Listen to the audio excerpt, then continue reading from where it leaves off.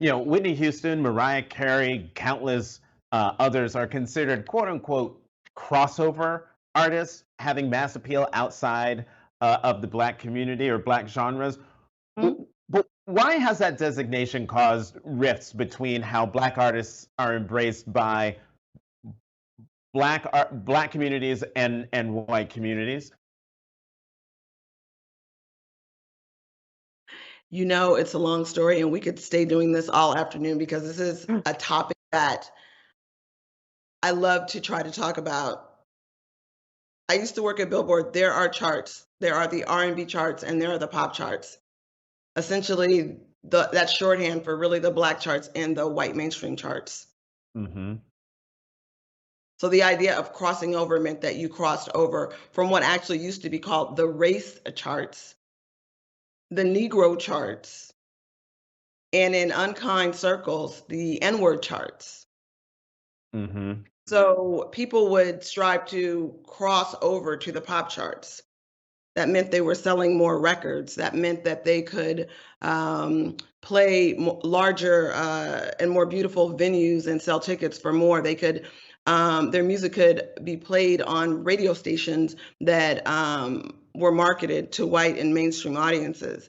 Because the thing about the R&B charts, which is a lovely place to be, so much amazing music on the R&B charts. But the thing is, it just doesn't give you the same reach.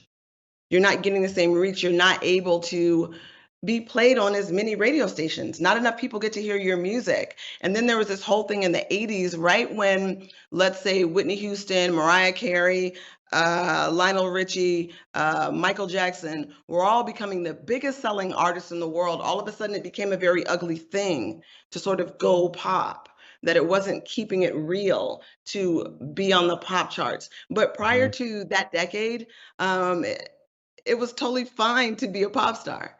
It was totally fine. But it was when Black people began to take up space on the pop charts, it was a pushback from music critics, mostly white music critics, and some Black music critics, that it wasn't a place for Black artists. I've always been against that. And That's right now you can see that a combination of hip hop and R&B is dominant on the pop charts globally, even as we speak right now. yeah. So And so it's I'm sorry. I'm sorry. Finish your thought. no, no, no. I'm just saying it's like it's this idea of crossing over. I'm always like, from what to what? Right. Right. Right. What is we're crossing over from a made up thing? It's a made up thing. It's an R&B chart and a pop chart. That is those are made up things. So There's why do not we a have pop them? sound.